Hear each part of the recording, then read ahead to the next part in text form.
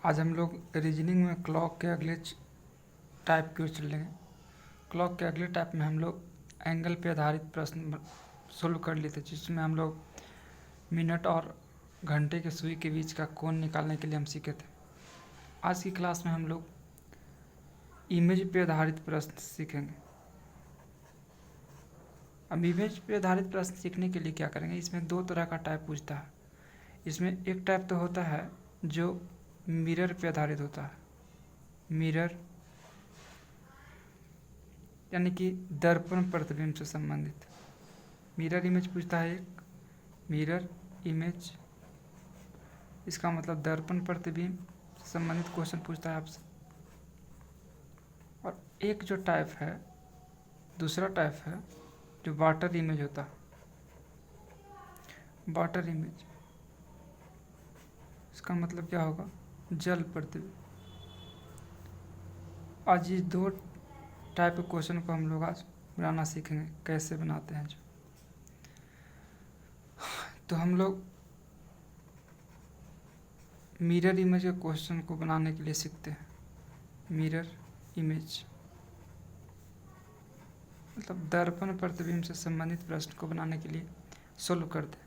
तो हम एक क्वेश्चन लेते हैं और इस क्वेश्चन के तहत हम लोग इस कॉन्सेप्ट को सीखेंगे। तो क्वेश्चन हम है एक कि एक घड़ी में 7:20 हो रहे हैं, तो उसे दर्पण में देखा जाए तो कितना समय दिखा दे। तो देखिए मिरर का एक प्रॉब्लम है। तो मिरर बेस्ड ऑन प्रॉब्लम को सोल्व करने के लिए क्या करते हैं कि हम इसके ट्रिक को समझते हैं। इसका ट्रिक क्या है, तो ट्रिक क्या है कि कोई भी टाइम दिया हुआ है घड़ी में, और आपको जो उसी समय को अगर दर्पण में देखा जाए, आपसे प्रतिबिंबित समय पूछा जाए, तो इस तरह को प्रश्न बनाने के लिए क्या करते हैं कि जो टाइम दिया हुआ, जैसे 7:20 दिया हुआ, तो इसमें ऐसा टाइम जोड़ दीजिए कि उसको जोड़ने पे 12 बज जाए। तब बोलिएगा कि 7:20 हो रहा है, हम इसको इसमें ऐसा एक टाइम जोड़ना है कि जोड़ने के बाद हमको 12 बज जाए।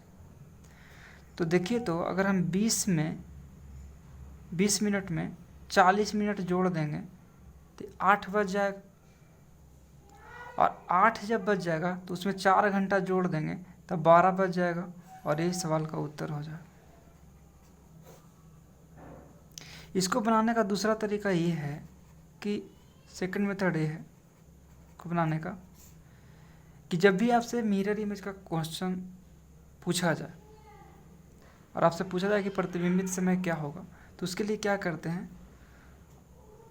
कि जो टाइम दिया हुआ रहता है उस टाइम को 12 बजे में से घटा लेते हैं।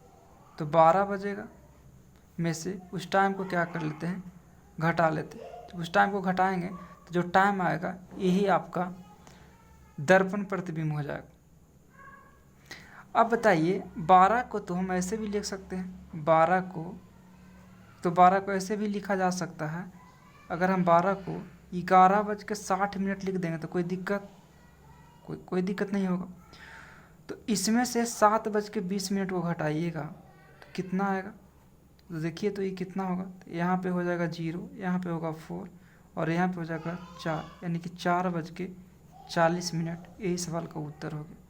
तो इस तरह का क्वेश्चन को सॉल्व करने के लिए दो तरीका, या तो जो टाइम दिया हो उसमें जोड़ के आपको 12 बजा देना है, या नहीं तो दूसरा तरीका ये हो जाएगा कि पहले आप 12 बजा लीजिए और उसमें से जो टाइम दिया हुआ है उस टाइम को सब्ट्रैक्ट कर लीजिए, और उसके बाद जो आपका आंसर आएगा वही आपका उत्तर हो जाएगा।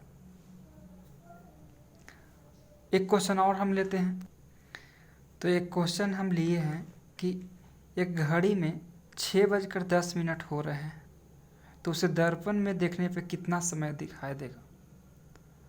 देखिए, ये भी दर्पण प्रतिबिंब का क्वेश्चन हो गया। तो दर्पण प्रतिबिंब का क्वेश्चन बनाने के लिए अभी हम बताएं आपको कि ट्रिक ये है कि आप क्या कर लीजिए कि सबसे पहले 12 बजे में से जो टाइम है उस टाइम को क्या कर लेते हैं, सब्ट्रैक्ट कर लेते हैं। तो 12 बजा लीजिए पहले, तो 12 हो गया। उसमें टाइम देखिए, तो वैसे भी तो लिख सकते हैं, 12 को 11:60 लिख सकते हैं। तो 12 को ही 11:60 बोल सकते हैं, और इसमें से 6:10 को घटाएंगे तो 60 में से 10 जाएगा तो कितना बचेगा, 50, और यहाँ पे वो कितना होगा, 5। ये सवाल का उत्तर हो जाएगा। और नहीं तो अगर आप 12 को 11:60 नहीं कर सकते तो ऐसे भी कर सकते हैं आप, जिससे 12 हो जाएगा। तो 12 बजे में से जो टाइम है 6:10 इसको घटाएंगे तो ये मिनट हैंड हो गया, ये आवर हैंड।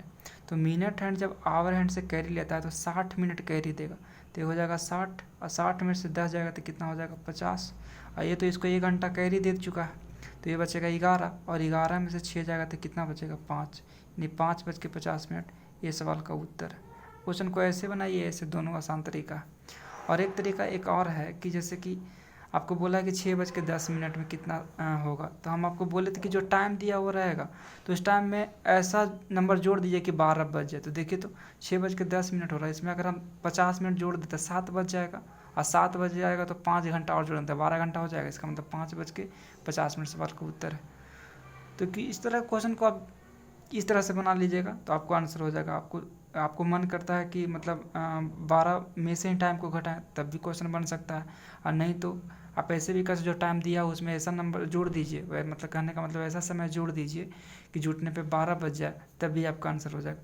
तो मिरर इमेज में से संबंधित कितना भी क्वेश्चन होगा तो उसको इस तरह से बनाइएगा तो आपका पूरा प्रश्न का क्वेश्चन का आंसर मिल जाएगा। अब हम लोग इसके अगले टाइप में चढ़ते हैं, वाटर इमेज का कॉन्सेप्ट की ओर।